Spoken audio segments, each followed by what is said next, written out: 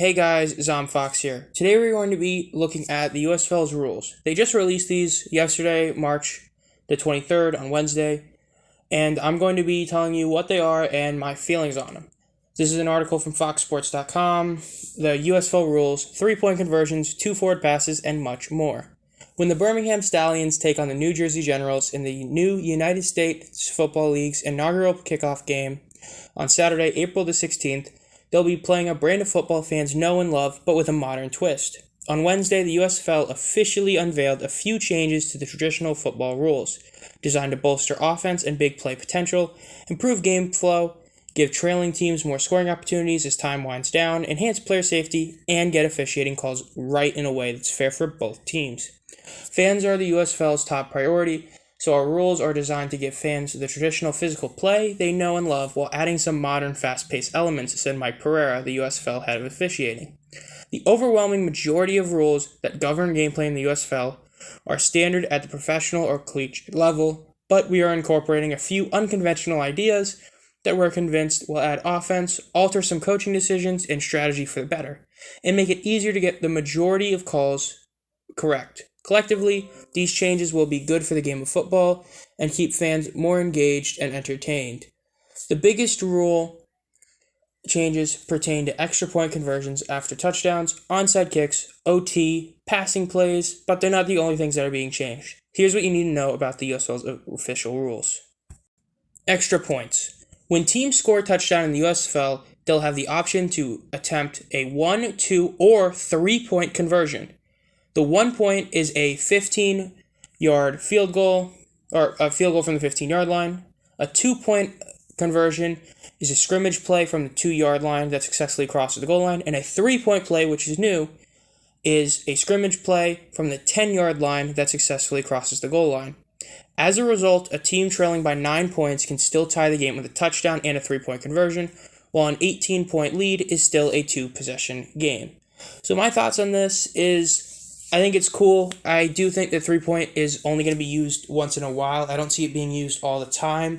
Though I will say it might actually cause 2-point attempts to be used more, because you know that if you fail it, you could always go for a 3-point attempt if you really like.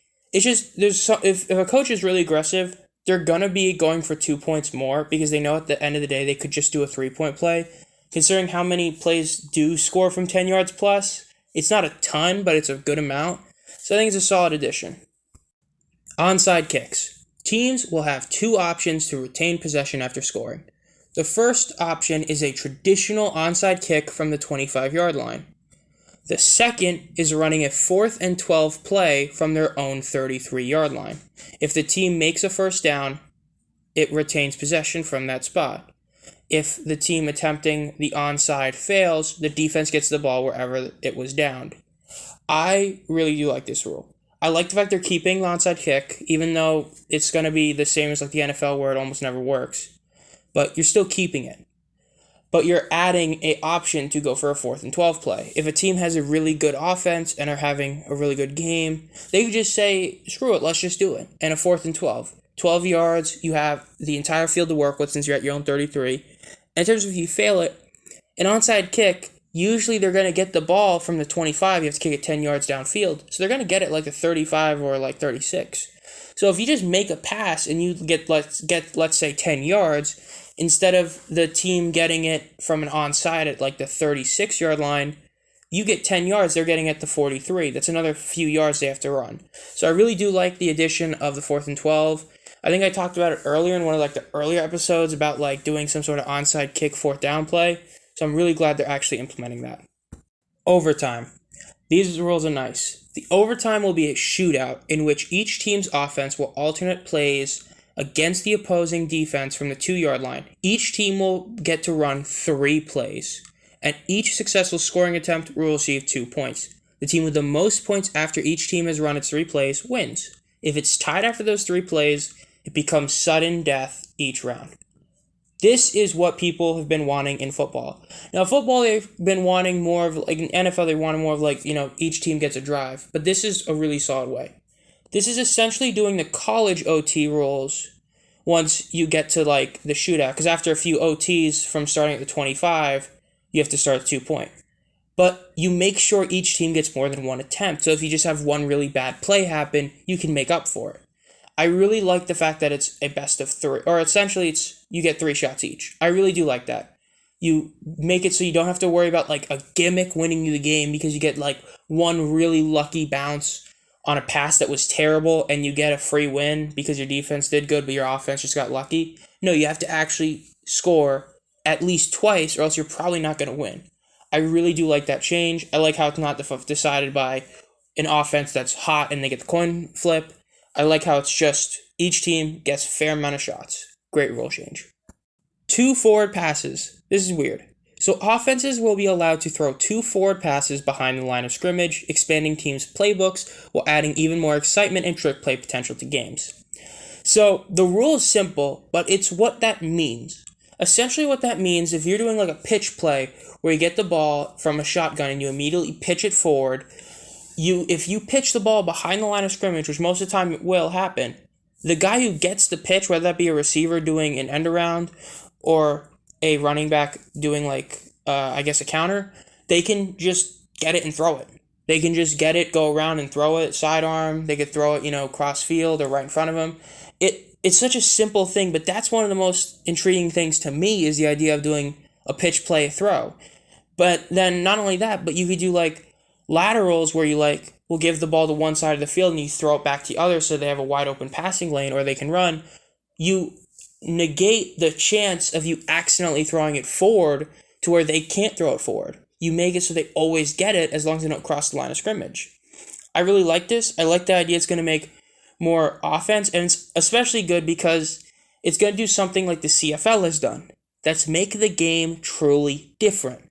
Like how the CFL field is different and how they have 3 downs, at least as of now. You just like that. It's a truly different rule. And yes, you could say it's one simple rule, but that one rule is a big deal. The offense is going to be completely different.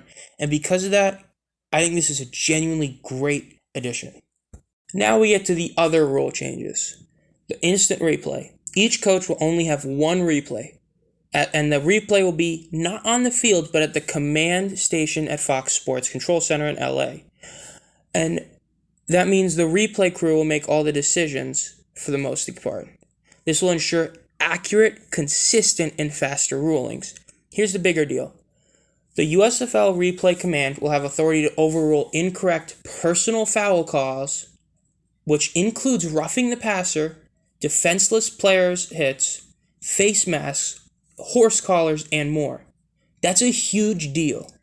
Those are things in the NFL you can't do that a lot of people hate. When you have a really terrible roughing the passer call that everyone knows isn't, and they call it pass interference, roughing the passer, you can change that now. You don't have to deal with that. A horse collar tackle when the guy just made it look like he got horse collared, you can change it now.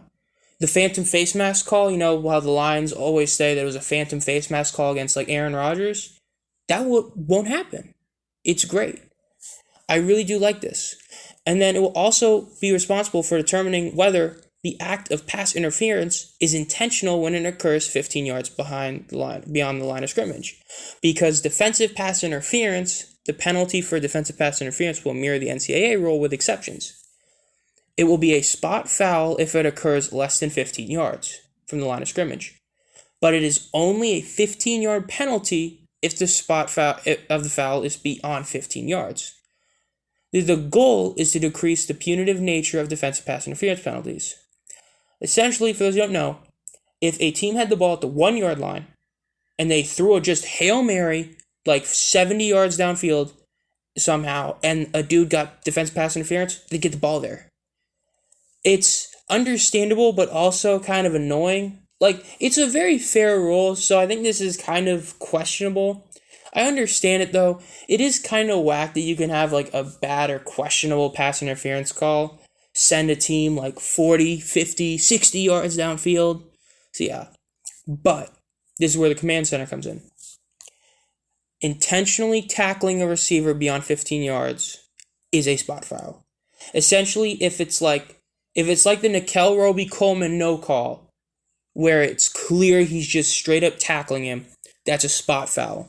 But if you just grab their arm or something or hinder them a bit, that's only 15 yards. Great rule change to me. As for the last two things, we have offensive pass interference. If a pass does not cross the line of scrimmage, there is no penalty for offensive pass interference or an eligible player downfield. This rule change opens up the offense without undermining the defense and foregoes punishments for infractions unrelated to the play.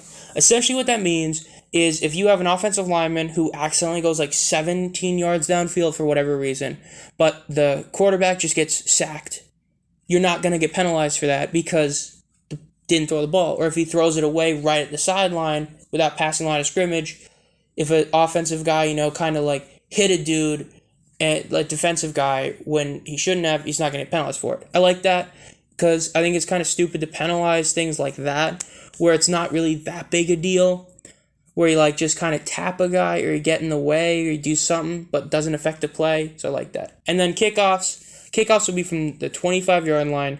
No kicking team member may line up any further back than the 1 yard, while the receiving team must have a minimum of 8 players in the setup zone between their 35 and 45-yard lines. After a kickoff travels 20 yards, the first touch must be by the receiving team. If an untouched kick becomes dead, the ball belongs to the receiving team at that spot. I mean, it doesn't feel like it's that different from the NFL, so I really don't have much to comment on that. Like, I know kickoff people might say there's a little bit, or this matters, but like, I don't think it's that big a deal. I think this is all the rules that they mentioned, the kind of least impactful. So yeah, that's been all the rule change to the USFL. If you agree or disagree with anything I've said, or if you want to talk about the rules, just comment down below what you think of them. If you enjoy this content and want to be notified as soon as I upload any video, subscribe and hit the bell so you'll be notified as soon as I post anything. And as always, have a great night.